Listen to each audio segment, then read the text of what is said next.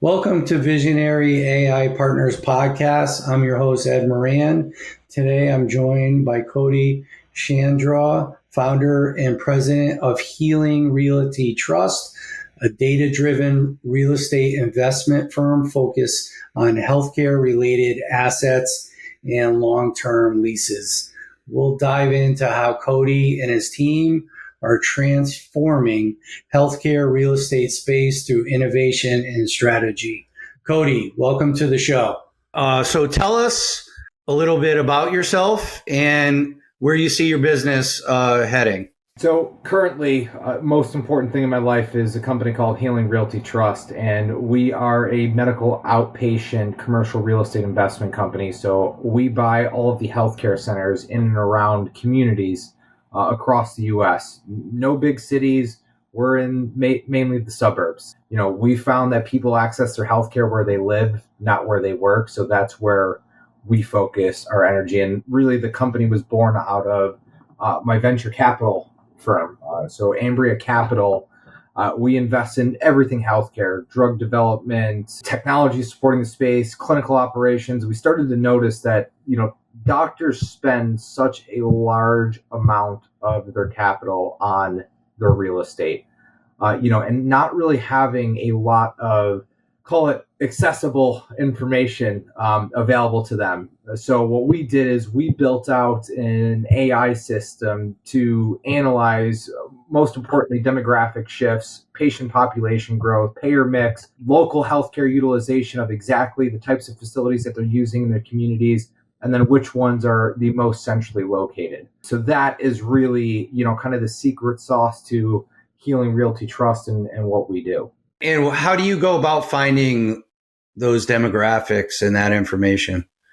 So we use hundreds of millions of pieces of data in our large language model. Everything from census data to ESRI data to insurance data, and then also metadata. So these fun things that we carry around in our pocket every single day, that you don't realize is all of that metadata is being collected by your cell phone carrier, and it's randomized and it's anonymized, but it's available for purchase for people. And where do you see this is going in the near future?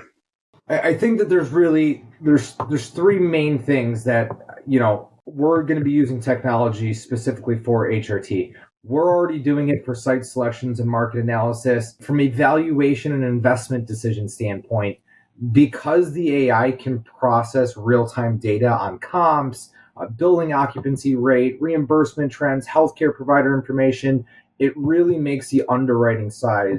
Real estate is one of the oldest industries in the world, right? And it's normally underwritten, the same way it was 100 years ago in a lot of cases. Because you're able to take in so much more information now, the risk scoring for the types of assets that we're buying is just completely changed. And then what's really interesting, what I kind of look at as the next wave, and will be the story of 26 and 27, is the operational efficiency, lease management, tenant relations side.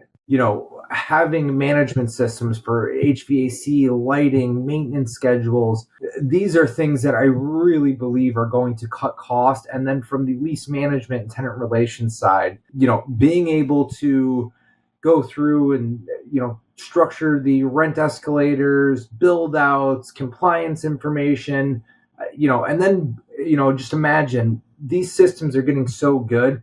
The AI is going to be to a point where it'll be able to suggest to you as the person writing these leases fair market rent adjustments. Is it going up? Is it going down? And being able to benchmark those terms against existing market data, because what happens in one town over or one county over might be completely different than where your building is located. So Absolutely. really being able to, kind of hammer down and see exactly what the data is showing in real time, I think that that's going to be, something that's really fascinating to watch grow. Can you give us a little more on that, the property management part, maybe a day in the life of the property management from the process you're using? You mentioned like maintenance, stuff like that. So that is not my wheelhouse. I'm more on the operational capital raising side of this company, and that is mainly headed up by our director of acquisitions and head of real estate, Valerie Cook. But watching that system be built in real time with her. Listen, each market is so different. One of the unique things that we do with our data is site select. There's 67 regions in the U.S. that we're really, really interested in purchasing property in. And, that process with the property managers, the property manager down in Southeast Texas might be completely different than the property management company and even West Texas. So you got to know how kind of to, balance out expectations and the way that you work and interact with their teams. But for us, the systems that we're going to be able to have in place, for example, right now, one of our buildings, we might want to go through and every quarter have the HVAC looked at, have a technician come out, run diagnostics, make sure everything's operating in, the capacity that's supposed to be. Eventually, by building in these new AI powered management systems, it'll send out a notification that a human being won't even have to, Valerie's not going to have to pick up the phone and say, hey, John, we're coming up. Was a technician out there? Now it'll literally be an email that's sent out. Hey, John, just letting you know, required quarterly maintenance and inspection for the HVAC unit is required in the next 7 to 10 days. Please fill out this form once it's completed, showing that the technician was there, and it'll be done. So when you talk about, actually optimizing time, that is really the biggest thing that I see. Again, reducing time and reducing cost. You want to be efficient. You still want to have the personal feel. So now, instead of calling and asking about an HVAC unit, you can call and ask, hey, how are the tenants? How's the grass growing? How do the bushes look? How do the flowers look? How's the family? Those are the things that, I want my team to be able to interact with our property managers on. Let the technology do the work of the actual building size, to go through and follow the maintenance schedules and things like that, rent collection. That's really important. So streamlining the smaller processes to give your team the ability to do, like you said, customer interaction the way it's supposed to be. Yeah, because listen, that's the most important thing. There's a lot of real estate companies out there, right? That can all buy and operate buildings. What makes the ones successful and stand out is the level of customer service interaction and partner interaction that they have. And that's one of the really big things that we focus on. Nice. What would you say if you were to pick one thing? What is the biggest issue you are having right now in your business? I don't know if anything is a big issue, right? It depends on the day. Listen, making sure that people are happy inside of our spaces, that's first and foremost. I'm talking all the way down to the tenants, the people that are literally treating patients every single day in their building. That is my number one focus, my number one priority. You happy in your space? Parking lot look nice? The landscaping look good? Are the property managers happy with the tenants? Do they have any issues on rent collections, maintenance tracking? There's so many things, right? It depends on the hour, not even the day. And that really goes across the full spectrum of what it takes to not only raising capital, as a REIT to deploy out into new spaces. So the investor relations side, property managers, the actual tenants inside the buildings, it's a little bit of everything, Getting in investors, is it getting easier, do you feel, or is it getting a little tougher? Or have you found the system that is getting... Yeah, so that has actually, the first couple of years, I don't have a commercial real estate background. So I'll tell you, the first $1 million that we raised, luckily my fund put in the first 250 grand. So I put my money where my mouth was, and I was sitting shoulder to shoulder with everybody else that has put a check into this company. But yeah, I mean, it was tough. What are you buying? How are you buying it? What are you focusing on? What are the growth plans? Like all of those questions, until you get in there and you're actually buying real estate and you're actually proving out your model. Hey, we can buy the right deals at the right price, collect the right rents. One of the interesting things that we do, we don't do any development. So there's no construction risk, there's no entitlement risk. That like we don't have that. So literally, I'm buying in place cash flow. So where we buy and how we buy is a really important part of the success story of the company. So luckily, capital raising as the company grows, it's always the first guys in that are the biggest risk takers, and it's the most difficult capital. We've grown exponentially. We ended last year with just over $12 million in real estate. Today we're at $21 million of real estate. You and I were talking a little bit earlier. Yes. We're going to be at $25 million of real estate at the end of this week. So it's growing. And now that we have historical financial information, you can see the tenants we have in the building. It has gotten so much easier to raise capital because we have the historical data and people can look at the assets and, hey, you're doing the right thing, and also everybody, our shareholders are fantastic. Our team members, our board members, our advisory board members, they're so passionate about what we're doing. That also helps so much with investor outreach. Hey, I've been invested in this company for a long time. They're growing, maybe talk to, the president or the CEO, Joe, and learn a little bit more about what they're doing. If you're looking for yield, this might be the company for you. So, as the web's gotten bigger, it's gotten easier. And we actually just started a 506C Regulation D offering, which now allows us to generally solicit our offering.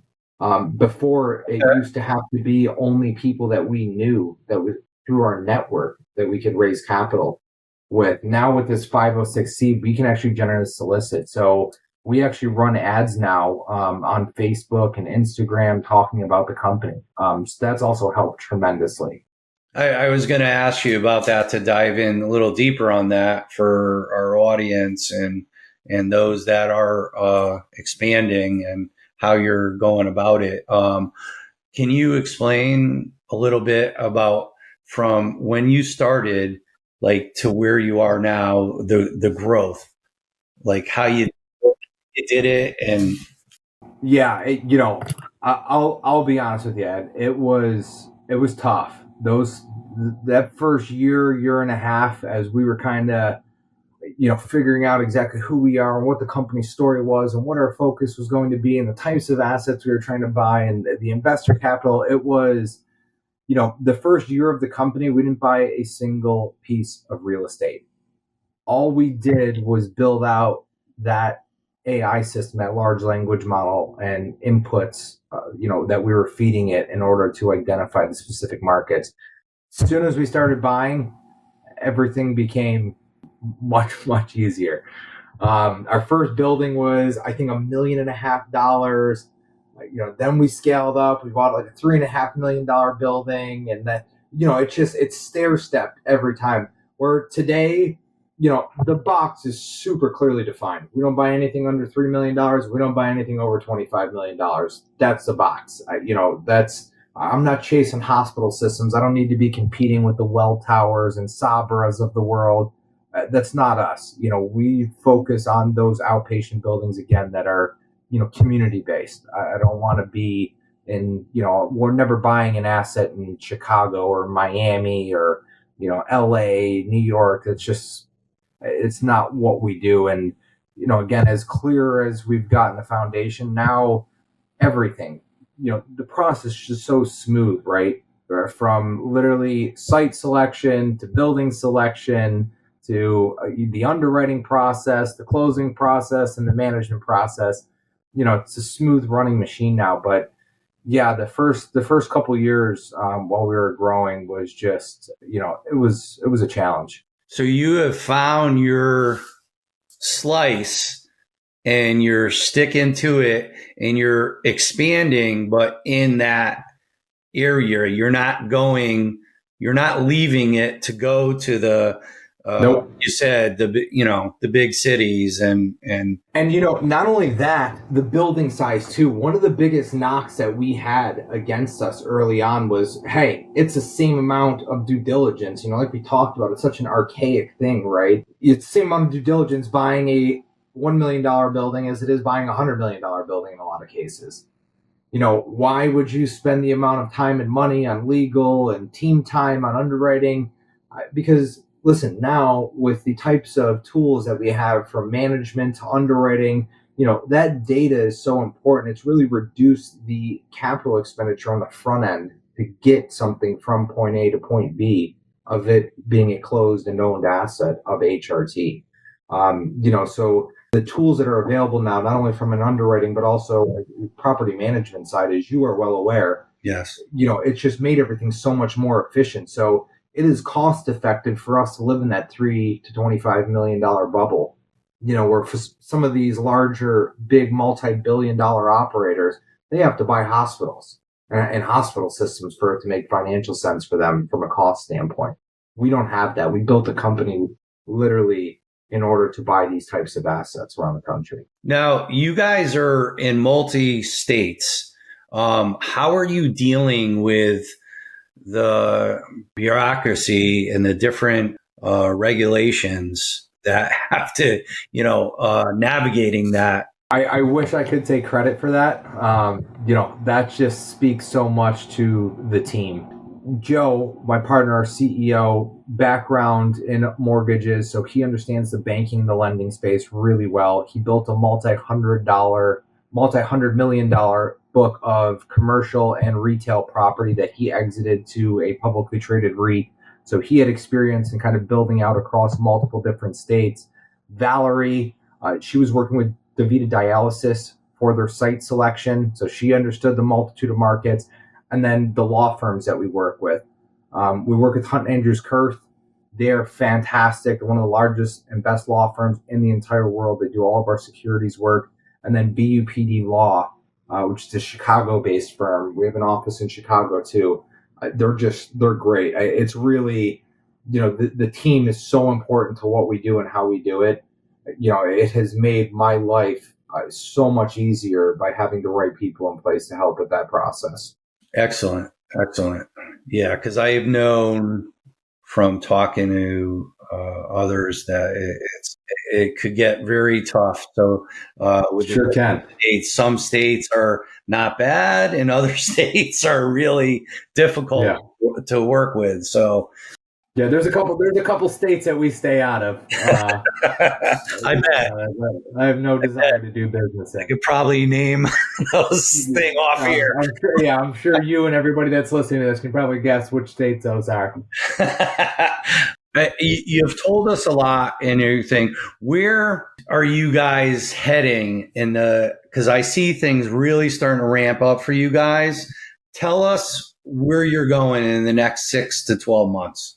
So I want to finish out this year incredibly strong. I want to buy another 3 to 5 assets before this year is over. Now that we've really hit our stride, my goal is to grow this into a multi-$100 million operator that's going to be trading on the New York Stock Exchange. That is my goal, and we have the team to do that.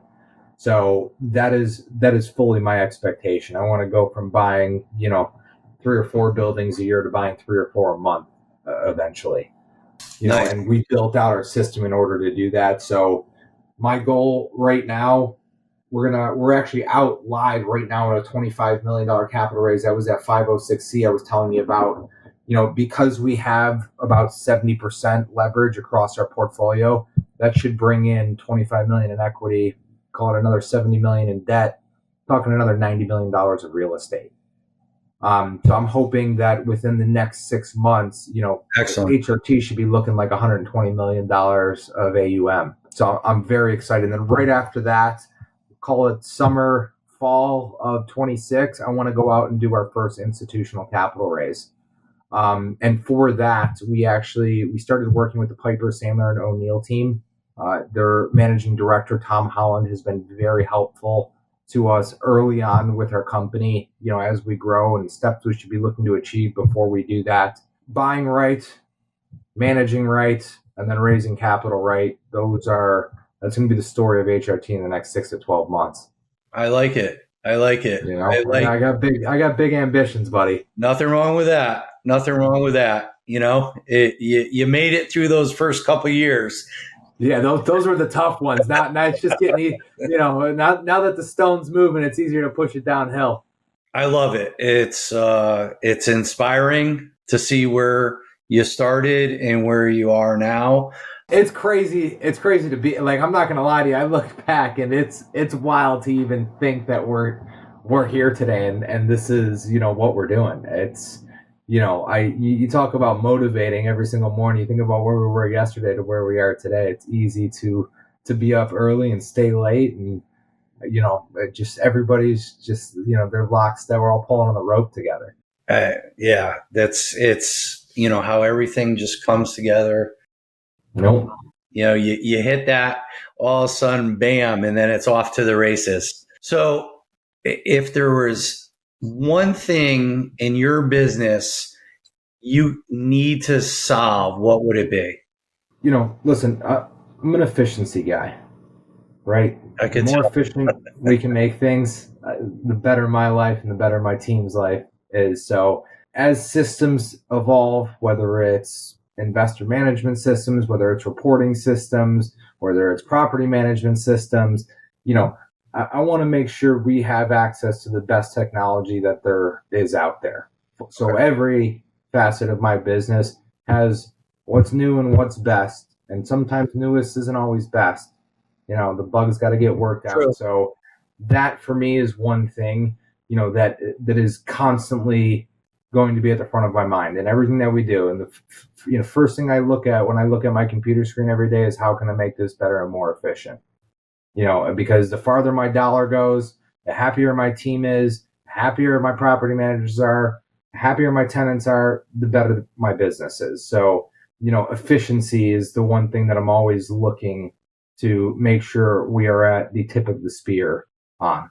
It gives you time to do the more important things, which is making those acquisitions, correct? Yeah. And not only that, like I'm such a big believer, and I've talked to every person that has ever put a check into this company, I've talked to. Every single building that we've bought, I've talked to every single one of those sellers. I've talked to every single property manager that manages their building. I don't ever want this company to get too big to a place where I still don't have that exact same relationship with every single person that either believes in us or works with us. So making the system more efficient allows me still to do those things. It frees you up to be personable. Yeah. With your tenants and with those people and being able, like you said, to talk with each and every one of them, that's what it's about. And believe it or not, that's going to even raise you up another level, because that personal touch is, some have gotten away from that. Yeah, it's it's the gift and the curse of these computers, right? Yes. It's made it so easy to not be present, not have that personal relationship with the people that you're working with, because it's easier to send an email instead of picking up the phone and making a phone call or jumping on an airplane and going to shake hands and sit down with somebody and have dinner. Those are the things that really develop long-term lasting relationships in my mind. It's not sending emails to people. It's picking up the phone and being there. Because in the end, it really is about relationships. It's everything. Whether it's your staff, your investors, or your tenants, everyone. It brings you, I feel the people that invest in that are the ones that are a lot more successful. And I've had investors tell me, like, listen, man, they're like, you could have been selling hot dog stands out here. They're like, it's the relationship. It's like, I trust you. It's very rare that, I can pick up my phone and call the owner and operator of the company to ask a question to. And, I take a lot of pride in that. I love it. Let me ask you, is there anything you want to promote or you got going on that you want people to know about? Yeah, there's two things. We are raising capital for Healing Realty Trust. So if anybody listening to this is, interested in learning more information, reach out to me directly. I'm sure Ed will put my contact information in this video or the company's website information in this video. And also, one of our very early, not only an advisory board member, but a close friend, Matthew Wiz Buckley, has a foundation for suicide prevention called the No Fallen Heroes Foundation. Matt was a Top Gun fighter pilot. every single dollar that goes into the foundation goes into treating people, not only just veterans, but also their family members of the effects of PTSD. So No Fallen Heroes Foundation is, really important to me, and I think it's doing great work. So give them, either a follow on social media, or if you can, it's also great to have donations. Everyone helps. Being a Army vet myself, that is tremendous, and we'll definitely promote that. Awesome. I appreciate it. Thank you for visiting us today, and Thank you for having me. we had got a lot of information to help your fellow venturers out there in business, and a lot of good stuff. Thank you so much for being here today.